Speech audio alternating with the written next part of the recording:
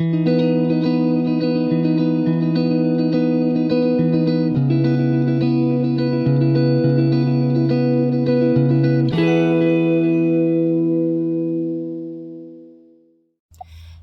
beautiful creatures of the world, and welcome back to Coffee with Kerri-Lynn. It's going to be another hot one, above 80 degrees. We still get the Canadian wildfire smoke here in the far north of Maine, up along the Canadian border, in the crown of Maine. I hope everyone is having a nice, warm, sunny summer day. Wherever you may be, I hope you're having a day filled with fabulosity and decent coffee. Everybody needs decent coffee. Nobody deserves that weak, watery junk. Go throw that out. Ladies and gentlemen, beautiful creatures of the world, we are going to be talking once again, guys and ghouls, about the conjuring house. There is a new scandal that has surfaced. Always something that has surfaced on the internet because there was a glitch in the matrix. There was a ghost in the machine. Nobody knows how this has happened, and they are blaming it on technology. But rumor has it, as of the last few days, that the conjuring house is for sale.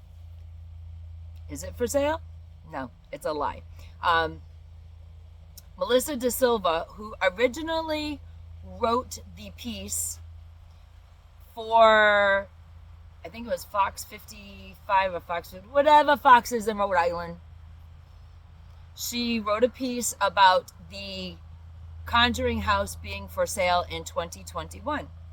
And for some reason, unbeknownst to anybody, the computer errored and is now displaying a current link, 2024, and when you click the link, you go into the story about the conjuring house being for sale for $1.2 million. And she doesn't know how it happened. The news affiliate doesn't know how it happened. It was an archived piece that was brought current. I don't think the conjuring house wants to be owned by allegedly crazy Jacqueline Nunes. I think the house is done with her shenanigans, and something went on, something happened, and a glitch in the matrix, a ghost in the machine, and the computers, as of yesterday, were reporting that the conjuring house was up for sale, and it wasn't. And when you look at the byline, which is Melissa Da Silva, and when you look at the date on that piece, it is from 2021. Nobody has had good luck with that house, ladies and gentlemen, guys and ghouls. Nobody has had luck with the Conjuring house since the movie franchise. The movies, Hollywood spoils everything, don't you know? Hollywood absolutely spoils everything. So, Norma Sutcliffe purchased the property in 1987, and she lived there very, very peaceably with her partner, her life partner, and they had a life there.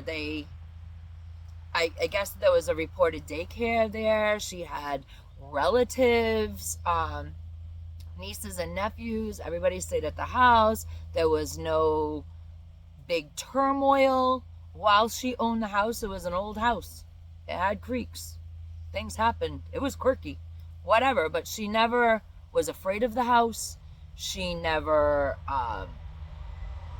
had deep experiences with the house until 2013, when all hell broke loose in Hollywood and the movies, the franchise of the Conjuring house began. See, Norma and her partner did not know that Hollywood was making a movie that was going to depict her home. Your home is where your heart is. Your home is your castle. Your home is where you find inner peace and tranquility. Your home holds your dreams. And unfortunately, no one told Norma Sutcliffe that her peace, her tranquility, her home was going to be depicted in a Hollywood movie, which caused fans to trespass onto the property day and night, night and day.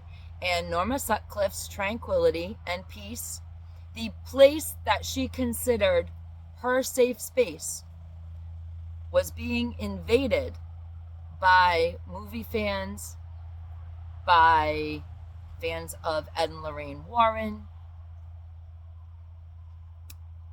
They wanted to explore her little piece of heaven on earth.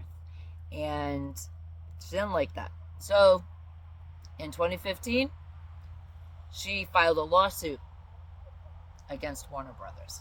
Now, I cannot quite find out if that lawsuit went anywhere. Maybe it was an undisclosed settlement that it ended in. But in any case, Warner Brothers was sued by Norma Sutcliffe and her partner in 2015. In 2019, the home, the peaceful piece of paradise that was now turned into a living nightmare for Norma Sutcliffe, was sold to Jen and Kerri-Lynn. And I know I butchered your name again. I'm sorry. It's just something I do. It's one of my quirkinesses. If I can't pronounce something right, I just kind of do it my way, give it my flair, a little bit of an overzealous Maine, Rhode Island accent to it, and we're good. So I am sorry if I butcher anybody's name. It's just a wild little quirk that I have that I do. It's a special superpower lately. And the Heinzens purchased the property and decided to bank off of the success of the Conjuring movies. And they were really the first people to do this.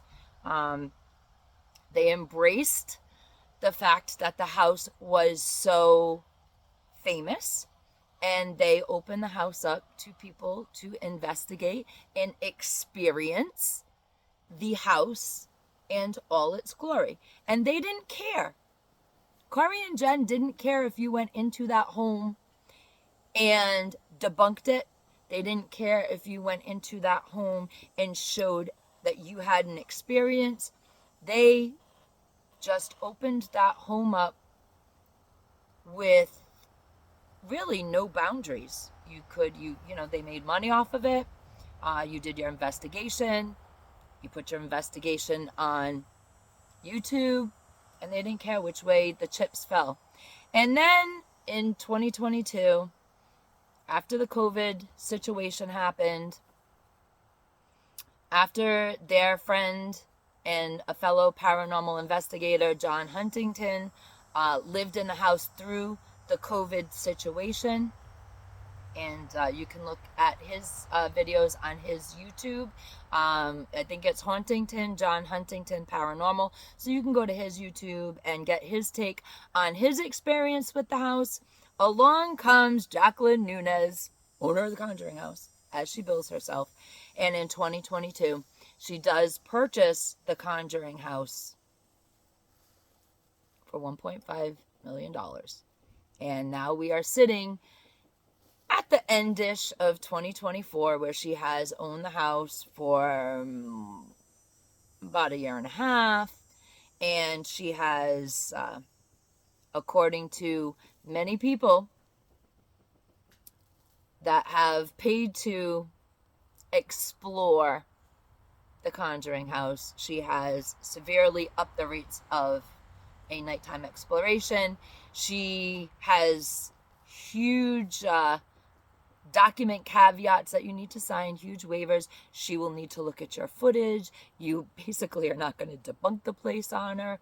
And she has really been doing a number on that place with her antics as of late.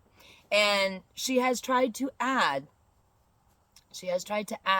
different event venues onto the house. Like, she's got this glamping thing right now that she's doing, glamping.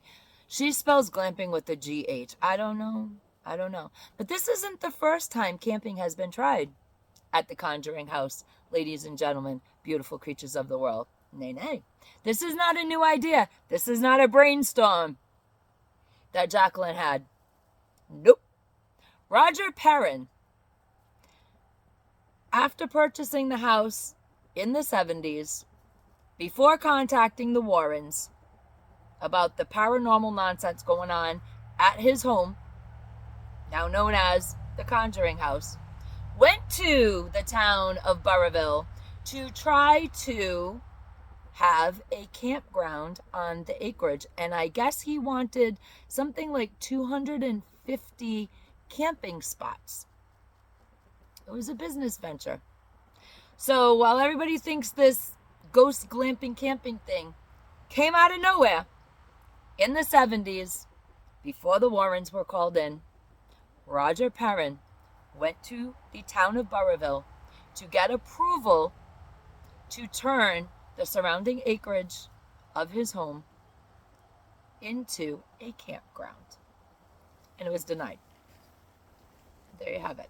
Jacqueline is really not coming up with a lot of original ideas except this crazy like a fox thing that she's doing. There you have it. Old stuff resurfaces. So while everybody was like, oh my God, the ghost camping thing. No. That's an old concept. That's an old concept from the 70s. So, anyways, that's the story. The Conjuring House is not for sale. Jacqueline Nunez is the firm owner of the Conjuring House, and I cannot find any information that is going to go up for sale, that she's even thinking about selling it. She bought it with an intent of it being a moneymaker. And I think she was fairly surprised that it wasn't the millions and millions of dollars of moneymaker that she wanted it to be. She had pie in the sky visions. I'm sticking to this theory, ladies and gentlemen, guys and ghouls.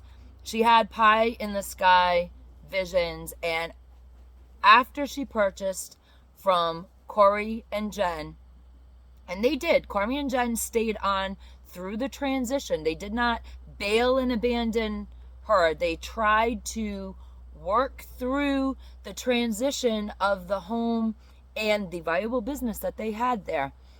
And Jacqueline's ways started interfering. Jacqueline wanted to restrict people from debunking. And I think the train got away from her, and now it is the crazy train on this ride to I don't know where it's going to end up. The train will eventually pull in the station, but I'm not sure where we're going to end up with it. And that is the information that I have on this new scandal that came out the other day saying the Conjuring House is for sale. The Conjuring House is not for sale. As of this moment in making this video, it is not for sale, and Jacqueline Nunez has no intention of selling the home. I think the people that made out the best in the last few owners of the Conjuring House was Jen and Corey. They did things very wonderfully. They did things very peacefully. And they really did. They had that property, although they purchased it basically because it was a big deal on a big Hollywood franchise. But they purchased it with love and devotion for that property in their hearts. They did not want that property's image contaminated. They have a love for the paranormal and paranormal investigators and the paranormal investigations, and they wanted an honest take from the people who went and did investigations in the home when they owned it. And Jacqueline, follow the money, she does not want anything that's going to pull a dime off of her table. And unfortunately, when you don't have the love or the passion for something in your heart, you just get into it for the money, it always seems to fall apart, doesn't it? And now, you know, she's had a lot of mishaps since she's owned that place. She's upped the rates. She's been very rigid with people who want to investigate. She's taken 25% of the house and turned it into a gift shop. She has the glamping thing, which was an original idea from Roger Perrin. She tried to have an event center at the barn. That didn't work out so well. That barn burned down accidentally. And now there's just been a slew of things that have been very negative happening to Jacqueline. And then all of a sudden, the house puts itself back up for sale with an old news article. Ladies and gentlemen, beautiful creatures of the world, ponder that for a while. Ladies and gentlemen, guys and ghouls, my beautiful creatures of the world, be the kindness you want to see in the world. And as always, Carpe Diem. Follow your heart, follow your dreams. Because no one promised you a tomorrow.